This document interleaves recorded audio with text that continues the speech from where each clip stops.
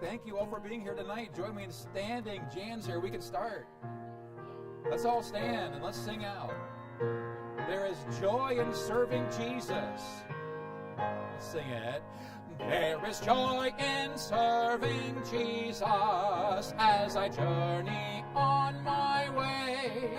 Joy that fills the heart with praises every hour and every day.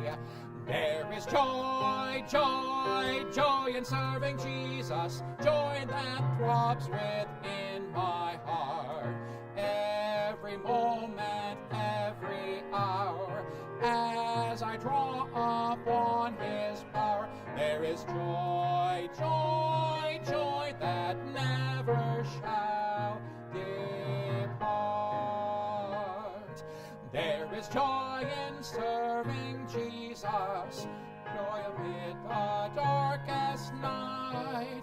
For I've learned the wondrous secret, and I'm walking in the light. There is joy, joy, joy in serving Jesus, joy that throbs within my heart. Every moment, every hour, as I draw upon His power, there is joy, joy, joy that never shall depart. Good singing, thank you. You may be seated.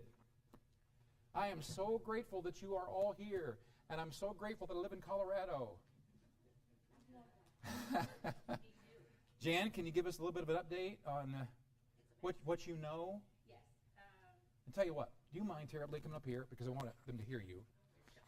I know you're shy. And you're not going to... I appreciate all the prayers and all... That's what you're going to get. Hello. I think they can hear me. They can hear this, yeah. Yeah, I think they can hear me. I know, but just talk like you're talking. Yes, sir.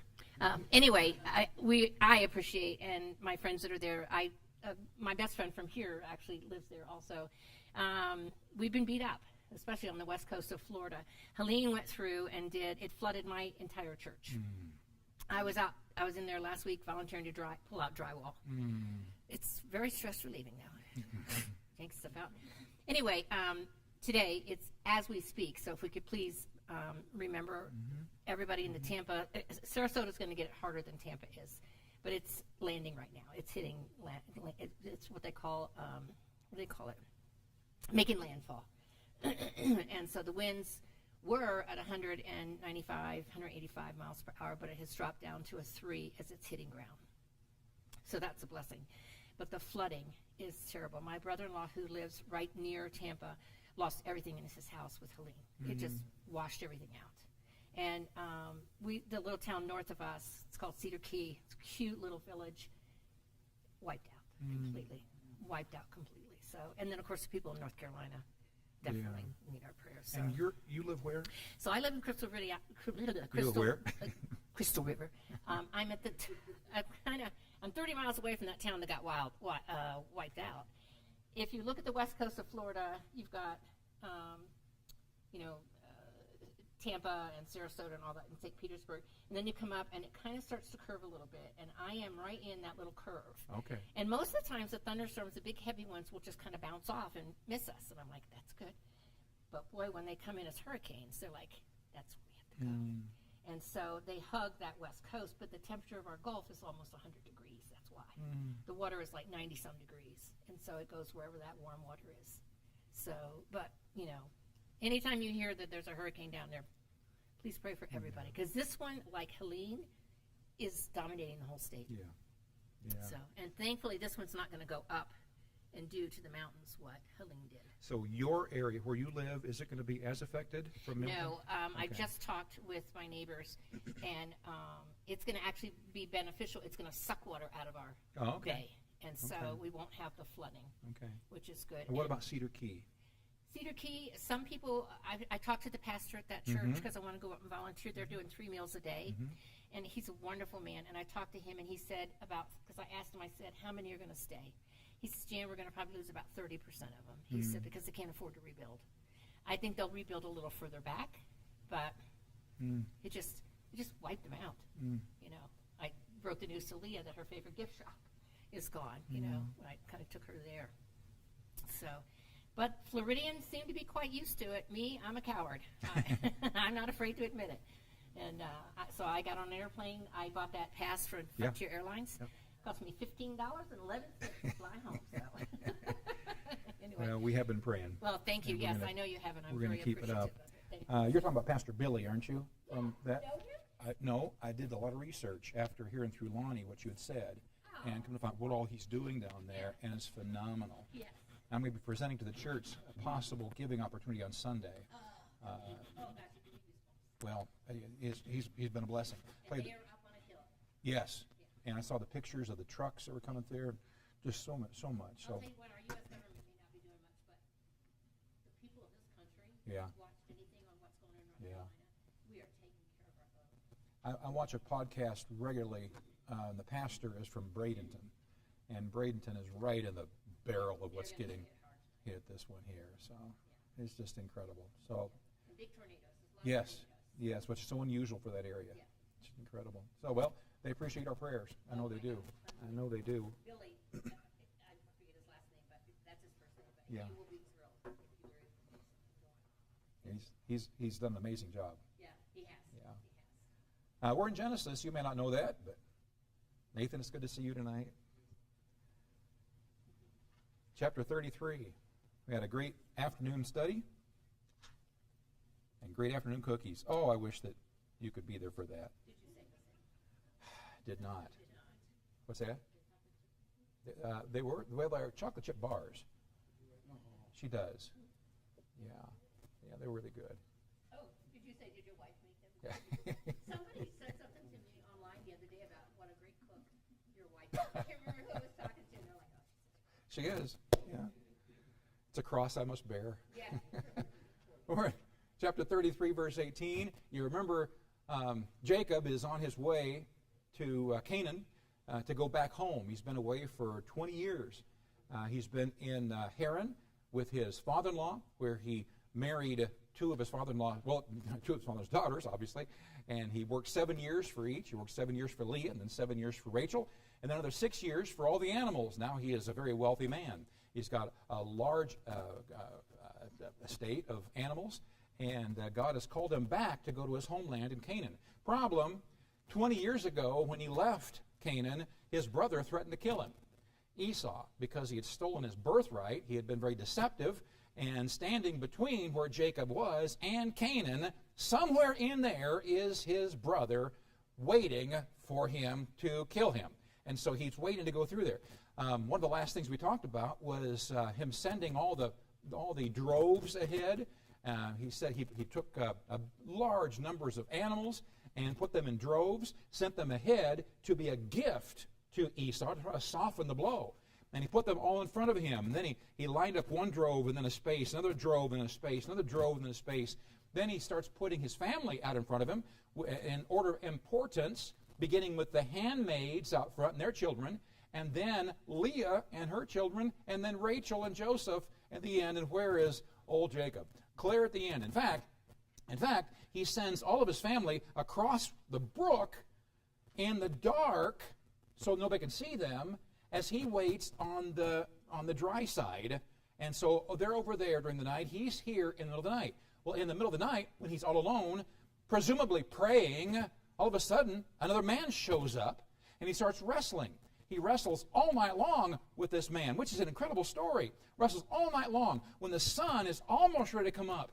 It's not bright enough to be able to really discern features, but the sun is coming up. the man says, let me go. The sun's coming up. And Jacob says, I will not let you go unless you bless me. Unless you bless me. Don't rewrite Scripture. Unless you bless me. So he's wrestling with this guy most of the night. It's almost daylight. And he says, I will not let you go unless you bless me. Well, we come to find out that the man he was wrestling with was actually God. He's wrestling with God. And of course, God is letting him continue to wrestle. God could have just, zapped him immediately. He was doing it on purpose to strengthen his faith, to give him a time where he was exercising great faith. So he said, I will not, there's determination, I will not let you go unless you bless me. The end result was, God says to him, I'm not going to call you Jacob any longer. From here on out, I'm going to call you what? Israel. I'm going to call you Israel, or prince with God. I'm going to call you somebody who is now completely, you're a new man. You are no longer that deceiver, that supplanter, that heel catcher you used to be. You are a new man. Israel, prince with God. Someone who can affect God, someone who has a relationship with God. He's now a new man. And that's illustrated by the next day. Sun comes up. He's got a limp now because God touched the hollow of his thigh. He's got a limp, and he goes, and now he catches up with his family, who is heading toward Esau. Remember, it's now light time, and he sees coming over the horizon Esau with 400 men. Now, we don't think that those 400 men are coming to throw a party for Jacob. Esau is leading this entourage of 400 men his way. The day before, Esau was met with the droves of animals and the servants to tell him, these are gifts to you from your brother Jacob. Now the family is out in front, but what is a remarkable change from the day before is Jacob goes through the family. First of all, he passes Rachel and Joseph, and then Leah and her sons, and then the handmaids and their sons. Now he is out in front of the family, going himself to meet Esau. Why? Because he's a new man. No longer is he the coward that he was before. No longer is he shivering under the cowardice of being a supplanter, a deceiver. He is now a new man, and because of the meeting with God, he's ready to face Esau. And how'd that meeting go? Esau jumped off his camel, ran to him, put his arms around him, and kissed him on the cheek, and they made up. It was phenomenal. And that's where we come to here last week. The last thing we talked about is Esau said, okay, follow me, and we'll go back home. We'll go to my home. And Jacob said, no, we got too many young ones with us. We can't go that fast. You go, and I'll catch up. Well, instead of going to his home, it says that he went to a place called Succoth, and he built a home there. So Jacob went to a place called Succoth, built a home there. He may have gone by Esau's before that, we're not told. Now verse 18. After spending some time in Succoth, verse 18 comes. And Jacob came to Shalem, a city of Shechem, which is in the land of Canaan, when he came from Padanaram and pitched his tent before the city. Shalem is very close to another name, and that is Salem. And Shalem and Salem are basically the same name. Does anybody know what Salem means? Of course you do. Besides Nathan, what's Salem mean? What is it? Peace. That's right. It means peace. And you might know it as part of a name of a very famous city, Jerusalem. Jerusalem, city of peace.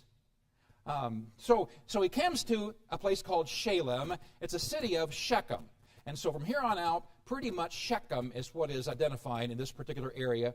And so he's come, and it is in the land of Canaan. He sets up his tents near a city called Shalem, and it's approximately 8 miles from Succoth. So he's made an 8-mile trek from Succoth. Number 9, Jacob moved again, this time into Canaan. This time into Canaan.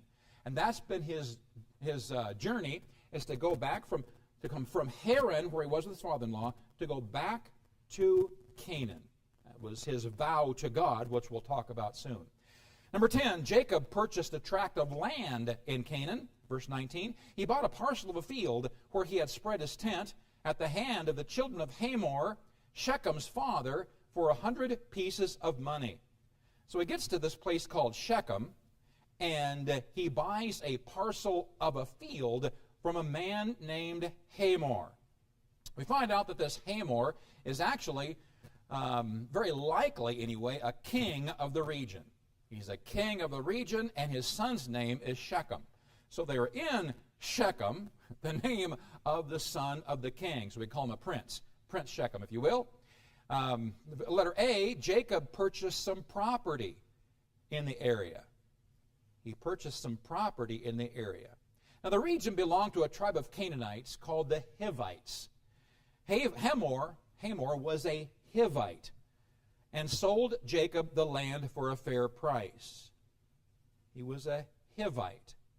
So he's a king among the Hivites. Letter B, Jacob believed God's promise. He demonstrated his confidence by purchasing property for his home there in the land. God said to Abraham, I will give you the land. He made a covenant with Abraham. He also renewed that covenant with Abraham's son Isaac. He renewed that covenant again with Jacob, and now he believed that covenant by purchasing land in Canaan. Number 11.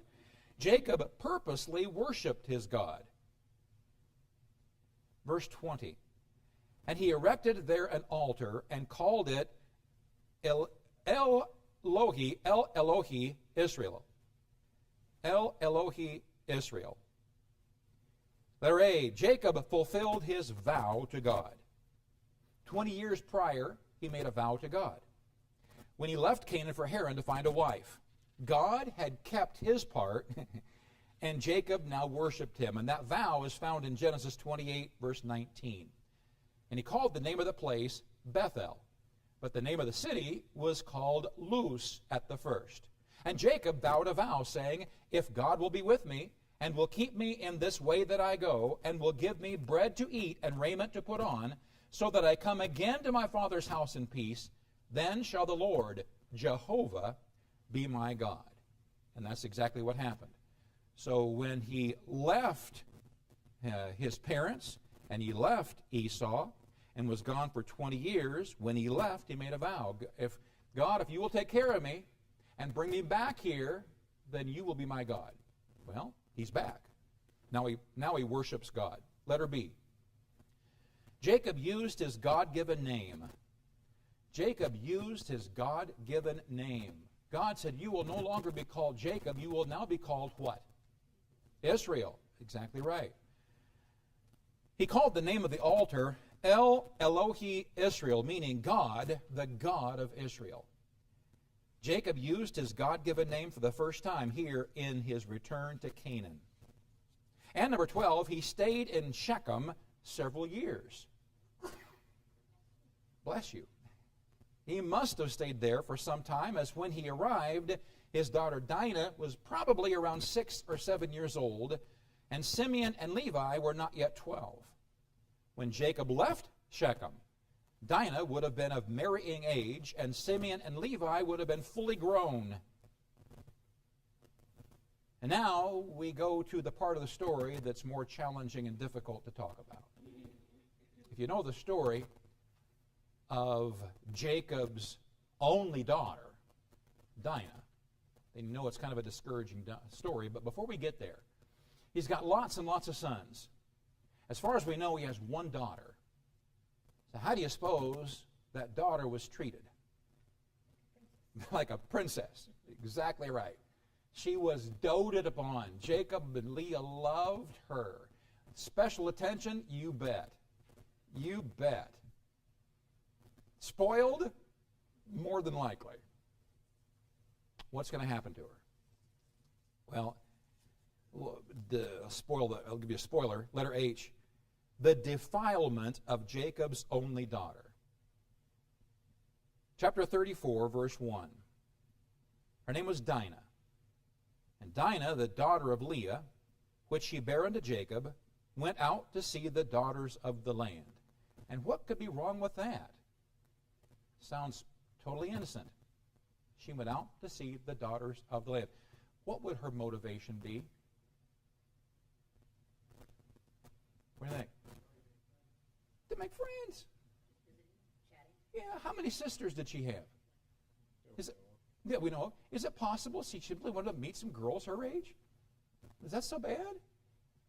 That's such a bad thing. No.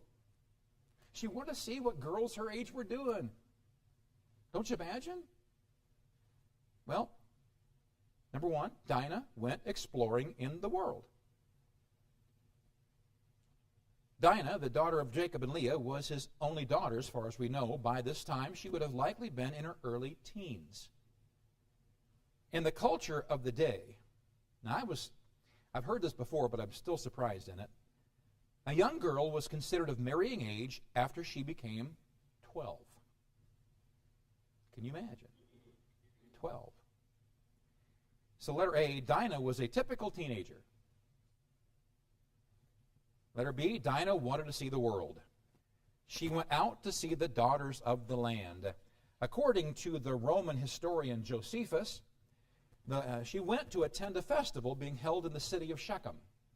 Having no sister, she was drawn to the other girls her age, wondering, I wonder what they're like. I wonder what they wear. I wonder how they talk. I wonder what activities they enjoy doing. Letter C, however, Dinah likely ignored her parents' wishes. There's nothing said about her asking permission, who probably would have forbidden such a brazen act by a single young lady, possibly accompanied by her handmaids. The world outside of her family was a curiosity to Dinah, as it has been to children raised by godly protective homes ever since. The dangers awaiting there were ignored by the glamour she perceived. Verse 2, and when Shechem, remember Shechem was the prince, Shechem was the son of Hamor, the king of the land. When Shechem, the son of Hamor, the Hivite, prince of the country, saw her, he took her and lay with her and defiled her. So number 2, Dinah was noticed and defiled. Letter A, Shechem was a Hivite. And the Hivites were one of the nations in the land of Canaan that God would later command to be destroyed by his people, the Israelites. We see this in Deuteronomy 20, verse 17. But thou shalt utterly destroy them. Namely, here they are, the Hittites, the Amorites, the Canaanites, the Perizzites, the Hivites, and the Jebusites, as the Lord thy God hath commanded thee. And this sounds really cruel. It makes God sound like a really cruel God. What was the motivation for wanting these particular countries, that nations, destroyed? Do you remember? What was it that caused God to want single out these nations and say they need to be wiped out? Why? Nathan, do you know why?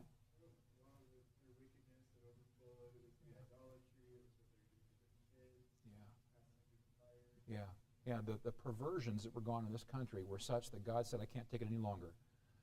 We've got to get rid of them. We've got to. Kaneda.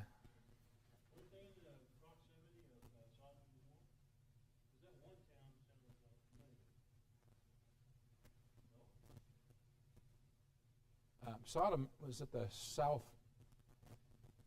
corner of the Dead Sea, so it would have been in that general area.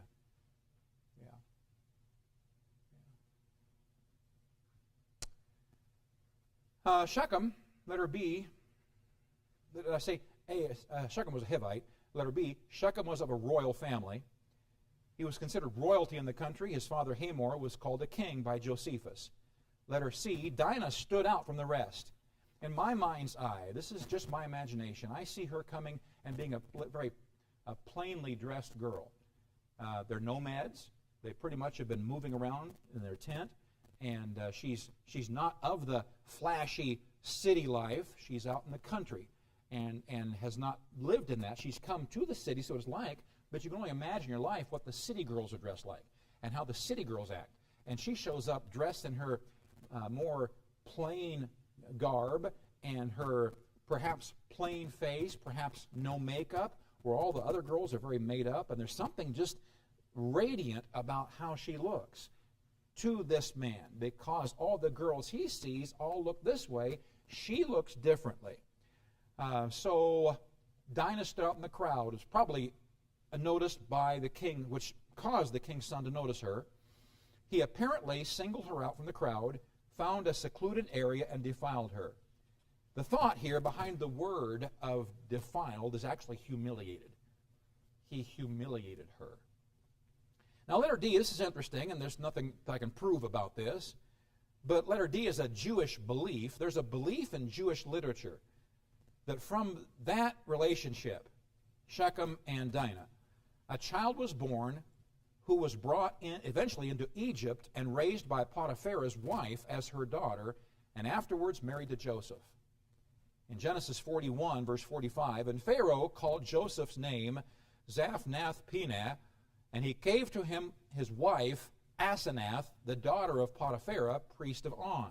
And Joseph went out over all the land of Egypt. Again, I don't know if that's true. It's found in some Jewish literature. Verse number 3. And his soul, this is Shechem, the prince Shechem, his soul clave unto Dinah, the daughter of Jacob, and he loved the damsel, and spake kindly unto the damsel. He loved her. He loved her. Is there anything in your mind that says that doesn't seem like love to me? But it is love. It's the kind of love the world understands, because they don't understand agape love. It's the only kind of love you see promoted in the world.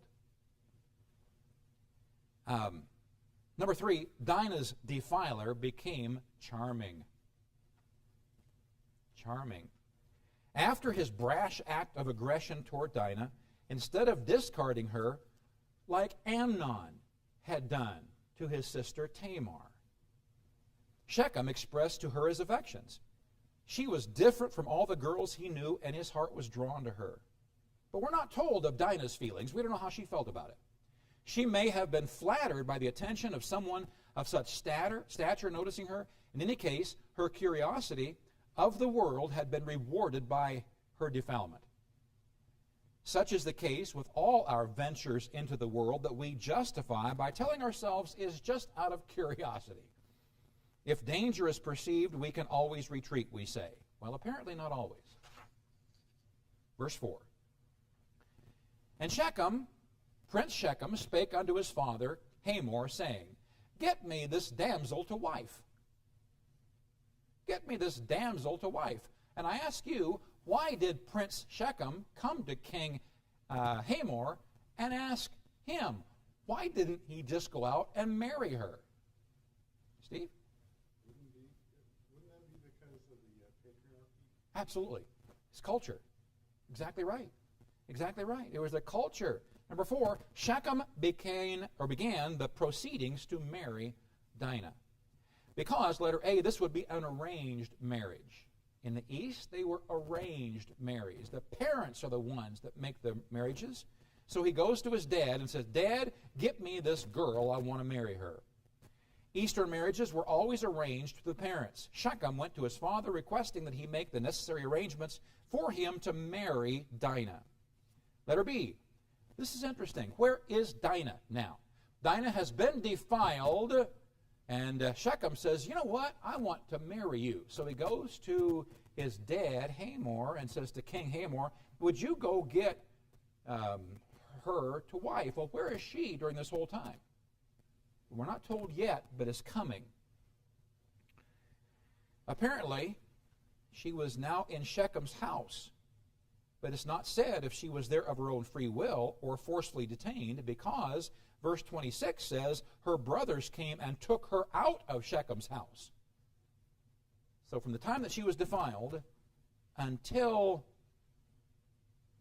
later, we'll talk about, she's in Shechem's house. And we don't know if it's by her will or against her will. Verse 5. And Jacob heard that he had defiled Dinah his daughter.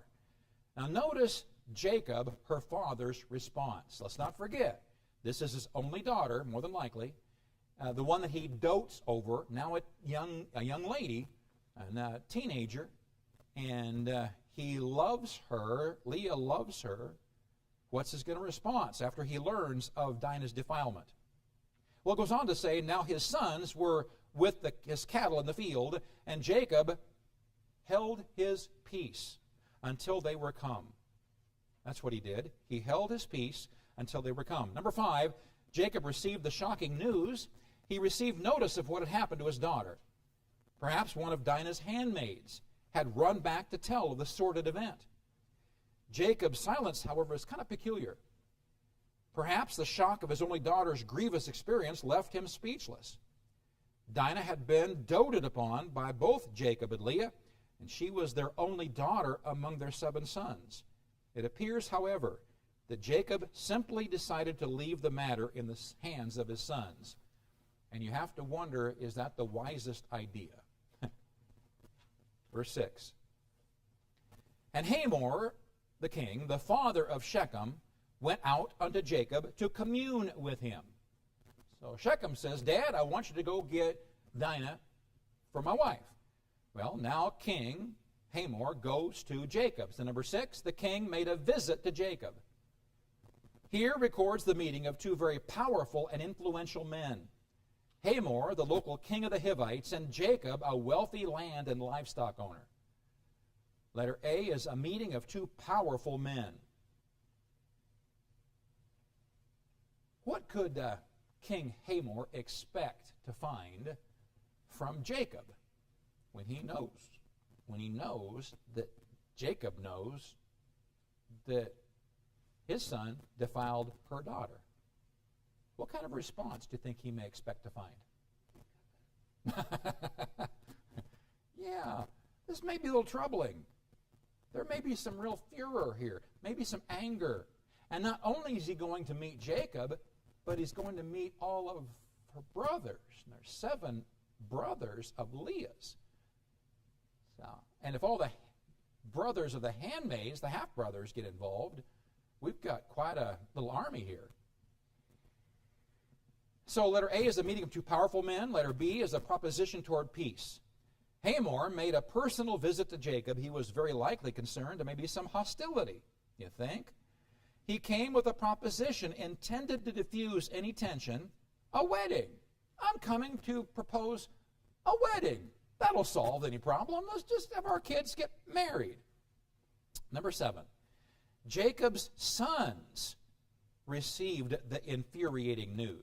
Verse 7. And the sons of Jacob came out of the field when they heard it. And the men were grieved, and they were very wroth, because he had wrought folly in Israel in lying with Jacob's daughter, which thing ought not to be done. Now we see some passion.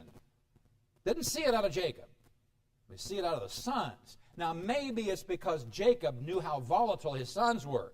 That's possible. And he knew that if he got worked up, they would be looking for blood. I don't know. But number 7, the sons received the infuriated news. Number 8, the king's request. Letter A, Hamor requested Dinah's hand in marriage for his son. Verse 8, and Hamor communed with them, saying, by the way, he communed with them, not just Jacob. He communed with them, all the brothers, saying, the soul of my son Shechem longeth for your daughter.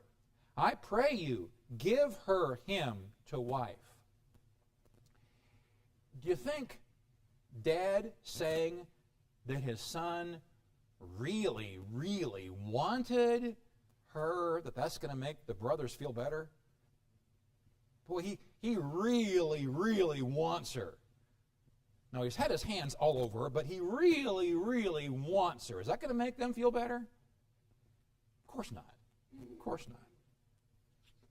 Number 1, Hamor spake of his son's desire. He politely requested their blessing on a marriage. Number 2, but there's no remorse.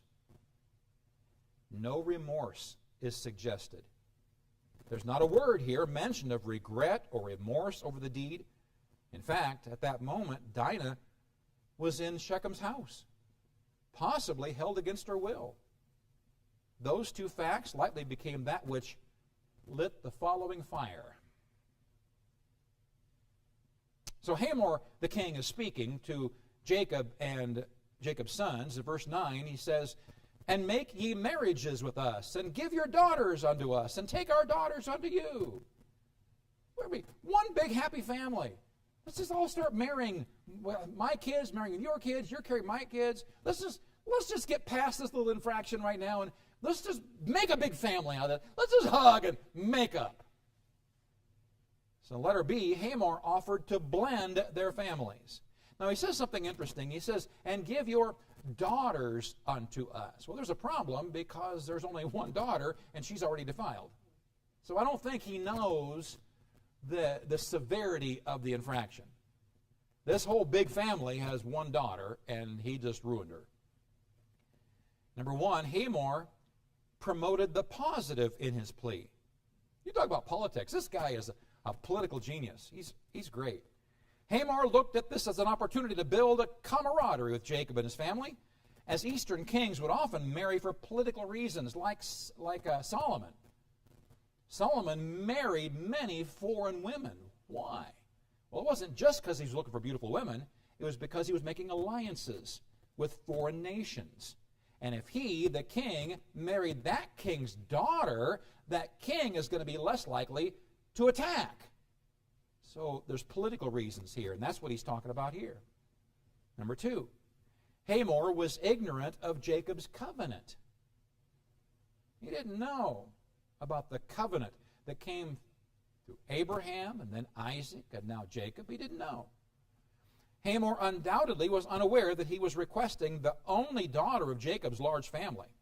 He also was ignorant of the covenant under which Jacob lived.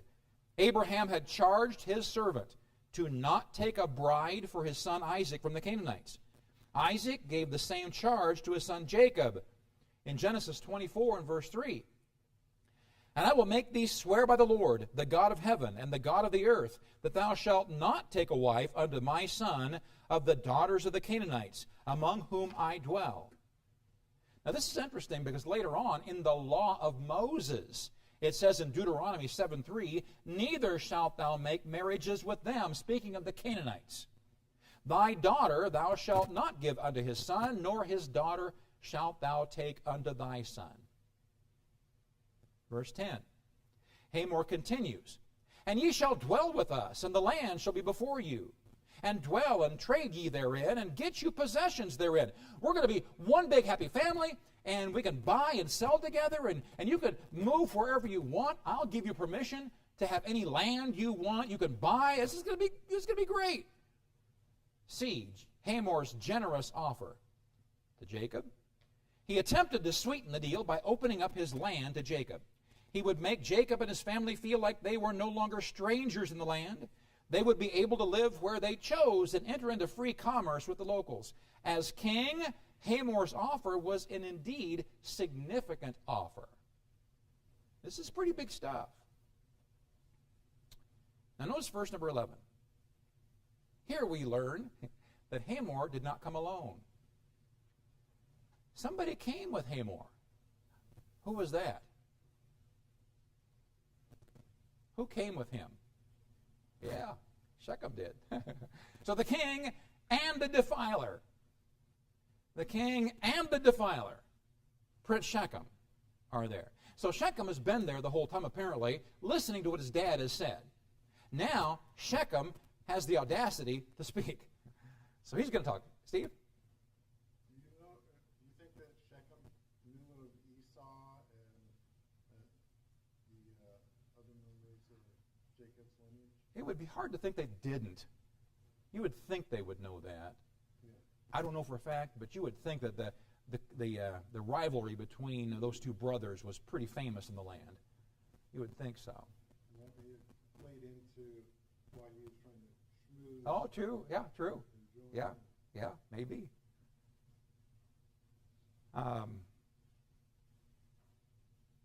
Okay, verse 11. "And Shechem said unto her father and unto her brethren," this is the defiler, Prince Shechem, "Let me find grace in your eyes, and what ye say unto me I will give. Ask me never so much dowry and gift, and I will give according as ye shall say unto me, but give me the damsel to wife. Whatever you say, I'll pay for, but let me have Dinah. I'll pay you anything you want, but let me have Dinah. So letter D, Shechem personally made his request.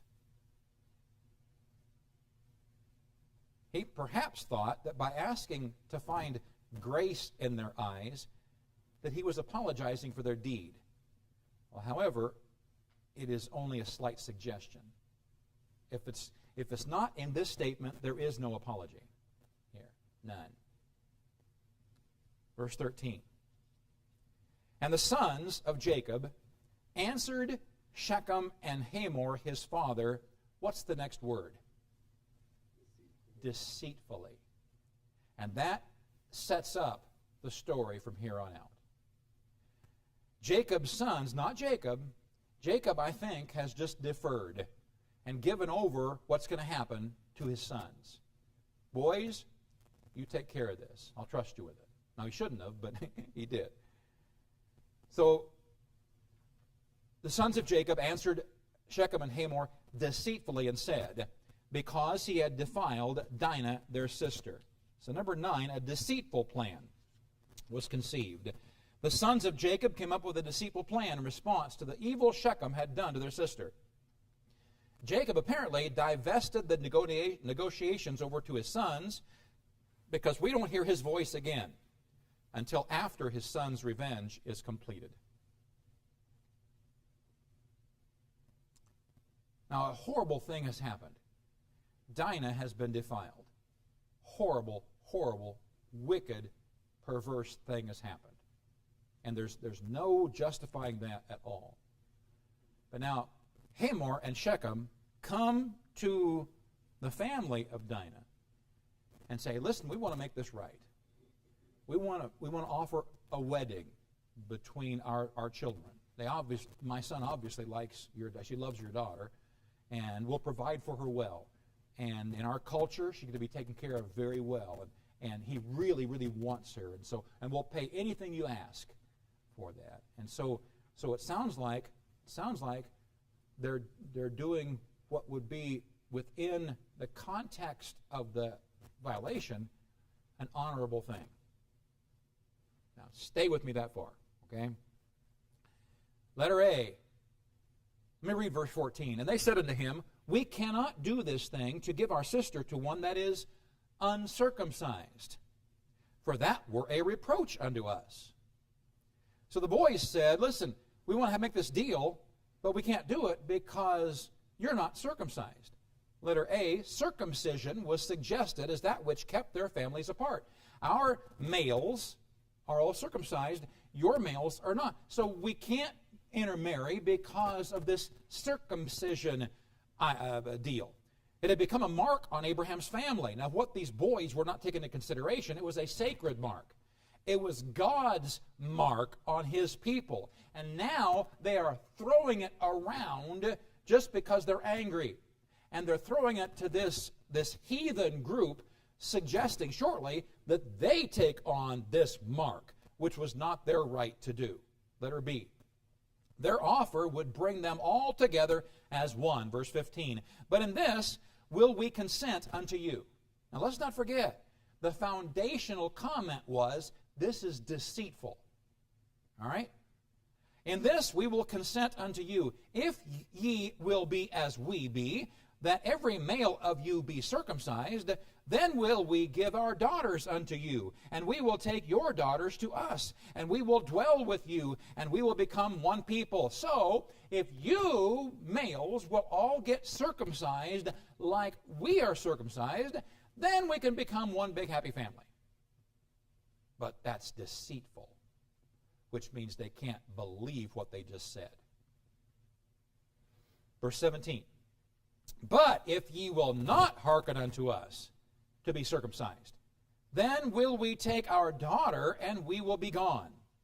So letter C, their offer included a conditional clause. Verse 18. And their words pleased Hamor and Shechem, Hamor's son, And the young man deferred not to do this thing. In other words, he didn't put it off. If he didn't put it off, that means he did it right away. He deferred not to do this thing because he had delight in Jacob's daughter, and he was more honorable than all the house of his father. Let's not forget that part. Shechem, it says here, was more honorable than all of his father's house. What had Shechem just done? Defiled Dinah. The defiler is the most honorable male in the whole household. There must be a bunch of rats over there. So the offer was gratefully accepted.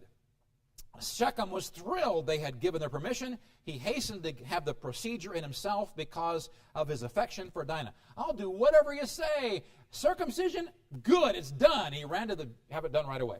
Shechem was held in great admiration by those in the community, so he would have the greatest chance of convincing them to cooperate with the offer.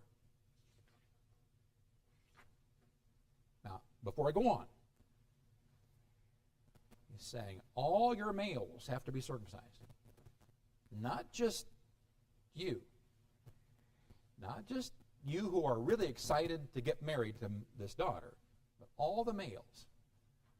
Now, how in the world are they going to convince all the males in that whole region, all the men of Shechem proper and the surrounding area?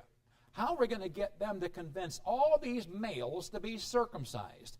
This is incredible work of salesmanship here. This is phenomenal. Let's watch where it goes. By order of the king. Well, you know, that's got to play into it. By order of the king. That's got to play into it. But watch what they do. Verse 20. And Hamor and Shechem his son came unto the gate of their city. And what is done at the gate of the city? Business. All right. Well, all the business is done at the gate. So all the males coming in, coming out, they all do their business. So that's where they're promoting this concept. And communed with the men of their city, saying, These men are peaceable with us. Therefore, let them dwell in the land, and trade therein for the land. Behold, it is large enough for them. Let us take our daughters to us for wives, and let us give them our daughters. Well, it hasn't come out yet, but it's about to. So number 10, Hamor and Shechem tell of Jacob's goodness. He's a good guy.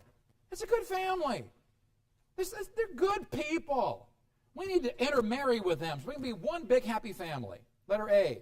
Verse 22. Only herein will the men consent unto us for to dwell with us, to be one people. If every male among us to be circumcised as they are circumcised. Here's the little caveat, fellas. For us to enter into this one big happy family thing, we all got to be circumcised. No big deal, just circumcised. Letter A. They share with the men the demand for circumcision. Just one little caveat. Verse 23.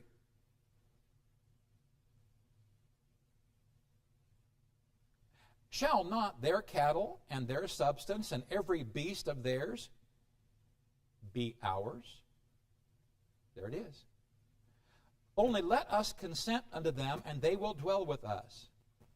Shall not their cattle and their substance and every beast of theirs end up, if we intermarry with them, it'll end up after our daughters are married to them and their sons married to us, eventually, it's all going to be ours. That's what he's saying. We're going to control it all. So this is really a great financial deal for us. All we have to do is go through this pain of getting circumcised, but in a few days we'll be healed, and then we're going to start this intermarrying, and before you know it, we will own everything they own. See the greed? Letter B. They appealed to their greed.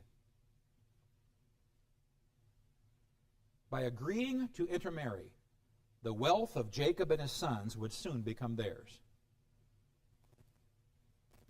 And verse 24. And unto Hamor and unto Shechem his son hearkened all that went out of the gate of his city. Notice, here's the miracle. And every male was circumcised. All that went out of the gate of his city. Letter C, there was unanimous conform to Shechem's wishes. Every male connected with the city of Shechem, those that went out and in of the city, willingly submitted to their request to be circumcised.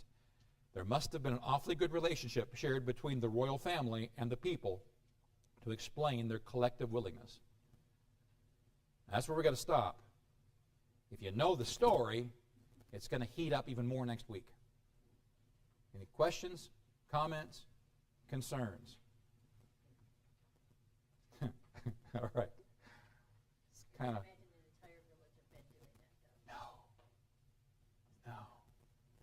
No. Totally different culture. Yeah, totally different. It's hard for us to even comprehend such a thing. All right, well, let's have a word of prayer. Dear Lord, thank you for your love, and thank you for your blessing, and thank you for giving us these real stories that, quite frankly, get a little gritty, because human nature is gritty. And Lord, I pray that you might help us to discern your will out of this and what you'd have for us to learn. Lord, thank you for your patience. Thank you for your long suffering. And thank you, Lord, that we can come to you and ask you to bless folks that are thousands of miles away. Protect them, I pray. I pray that you might work in hearts. And particularly, Lord, those churches that are helping out, I pray that you might bless them and energize them.